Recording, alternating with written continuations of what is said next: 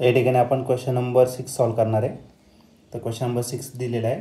For a heat engine operating between temperature T1 degree Celsius and T2 degree Celsius it's efficiency will be. तर heat engine दिलेलं आहे, त्याचं temperature T1 आणि T2 दिलेलं आहे. तर त्या हीट इंजिनची इफिशियन्सी काय असेल ते आपल्याला ठिकाणी फाईंड करायचं आहे. हा क्वेश्चन 2020ला आलेला होता. याच्या 4 ऑप्शनपैकी पहिलं जे ऑप्शन आहे ए, ते आहे T1 minus T2 divided by T2. B option आहे T1 minus T2 divided by T1 plus 273. C option आहे T1 डिवायडेड बाय T2 आणि डी ऑप्शन आहे 1 minus T2 divided by T1. तर या 4 ऑप्शनपैकी या क्वेश्चनचं करेक्ट आन्सर काय असणार आहे तर ते आपण सॉल्व करून डिसाईड करूया. तर या क्वेश्चनमध्ये आपल्याला एक हीट इंजिन दिलेलं आहे जे ऑपरेट करत आहे T1 degree Celsius and T2 degree सेल्सियसमध्ये. तर आपल्याला हायर टेम्परेचर आणि दुसरं काय दिलेलं आहे लोअर टेम्परेचर. हायर जे टेम्परेचर आहे ते रिप्रेझेंट करणार आहे आपण TH ने, आणि हा जो TH आहे तो दिलेला आहे तुम्हाला T1 डिग्री सेल्सियस. तर या डिग्री सेल्सियसचं कन्वर्जन कशात करावं लागेल आपल्याला केल्विनमध्ये. मग या T1 मध्ये किती ॲड करायचं 273 जर ॲड केलं then degree Celsius get convert into kelvin. आणि TC जो आहे लोअर टेम्परेचर तो दिलेला आहे किती T2 डिग्री सेल्सियसला. याचं कन्वर्जन आपण केल्विनमध्ये करणार आहे. तर टेम्परेचर कोल्ड रिझर्वायरचं दिलेलं आहे.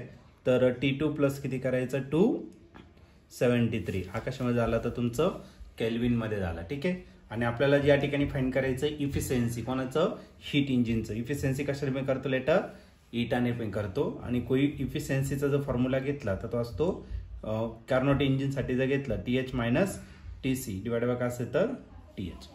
आता या सगळ्या व्हॅल्यू आपल्याला नोन आहे, त्या व्हॅल्यू आपण याच्यात पुट करू आणि याला सॉल्व करू. मग बघा इफिशियन्सी जर घेतला तर TH किती आहे तर TH आहे तुमचं T1 प्लस 273. आता मायनस करायचं, मायनस काय करायचं TC आहे T2 प्लस 273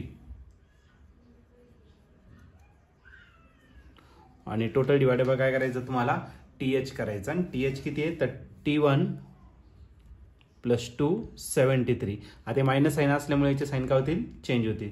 मग इफिशियन्सी काय असेल तर T1 प्लस 273 मायनस T2 आणि हा प्लसचा काय होणार आहे मायनस होणार आहे 273 डिवायडेड बाय T1 प्लस 273 हा मायनस 273 प्लस 273 काय आला कॅन्सर.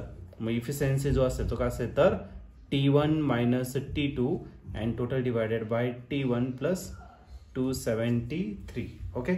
तर हा झाला तुमचा काय तर इफिशियन्सीचा formula.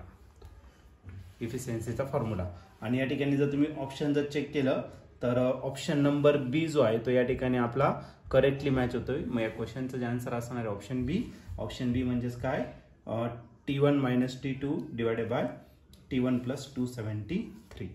Option B is the correct answer.